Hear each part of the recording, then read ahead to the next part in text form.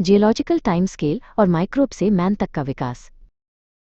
Geological time scale पृथ्वी के 4.5 अरब वर्षों के इतिहास को समझने का एक सिस्टम है।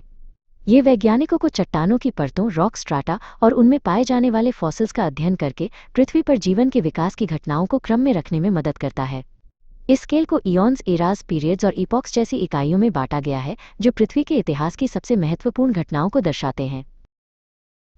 जीवन की शुरुआत प्रीकैम्ब्रियन इयॉन में हुई, जो पृथ्वी के इतिहास का सबसे लंबा हिस्सा है।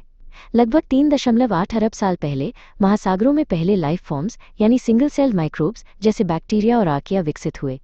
इनमें से सायनोबैक्टीरिया ने फोटोसिंथेसिस के जरिए ऑक्सीजन बनाना शुरू किया, जिससे पृथ्वी के एटमॉस्फेयर में धीरे धीरे ऑक्सीजन भर गई। इस घटना को ग्रेट ऑक्सीडेशन इवेंट कहा जाता है। पेलियोजोइक एरा की शुरुआत कैम्ब्रियन एक्सप्लोजन से हुई, एक ऐसा समय जब जीवन में अचानक बहुत विविधता आई। समुद्रों में लगभग सभी प्रमुख एनिमल फाइला विकसित हुए। इस दौरान ट्राइलोबाइट्स, ब्रैकियोपॉड्स और पहले वर्टिब्रेट्स, जॉलेस फिश जैसे जीव प्रमुख थे। ये जीवन के विकास में एक क्रांतिकारी कदम था। पेलियोजोइक एरा के दौरान ही जीवन ने पानी से जमीन की ओर कदम बढ़ाया। सबसे पहले साधारण पौधे, प्लांट्स जमीन पर उगे, जिन्होंने जमीन को जीवन के लिए तैयार किया।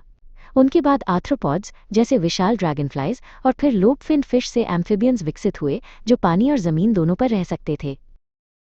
मेसोजोइक एरा को एज ऑफ रेप्टाइल्स भी कहा जाता है। इस दौरान डायनासोर्स पृथ्वी पर सबसे प्रमुख जीव थे। वे ट्रायासिक पीरियड में विकसित हुए और जुरासिक और क्रिटेशियस पीरियड्स में पूरी पृथ्वी पर फैल गए। इसी समय छोटे सिनैप्सिड से पहले मैमल्स का विकास हुआ, जो डायनासोर्स के साए में रहते थे। मेसोजोइक एरा के अंत में पृथ्वी पर पहले फ्लावरिंग प्लांट्स, एंजियोस्पर्म्स और पहले पक्षी बर्ड्स दिखाई दिए।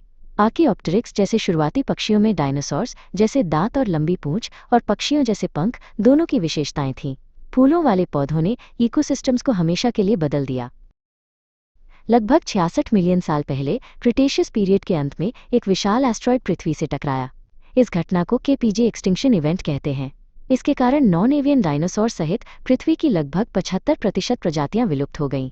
इस महाविनाश ने मैमल्स के विकास के लिए रास्ता खोल दिया। डायनासोर्स के विलुप्त होने के बाद सेनोजोइक एरा की शुरुआत हुई, जिसे एज ऑफ मैमल्स कहा जाता है। अब मैमल्स को विकसित होने और विविधता लाने का मौका मिला। वे आकार में बड़े हुए और पृथ्वी के अलग अलग इकोलॉजिकल नीचेज में फैल गए, जिससे प्राइमेट्स, कार्निवोर्स और अंगिलेट्स जैसे समूह विकसित हुए।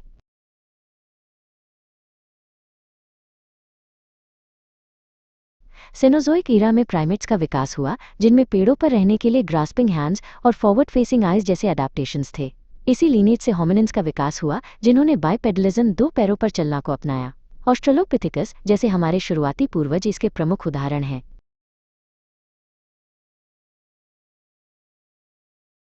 जीनस होमो के विकास के साथ आधुनिक मानव का उदय हुआ।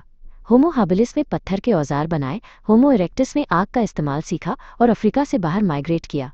अंत में होमो सेपियंस अफ्रीका में विकसित हुए और अपनी बुद्धि, भाषा और संस्कृति के बल पर पूरी दुनिया में फैल गए और आज पृथ्वी पर डोमिनेंट स्पीसीज हैं।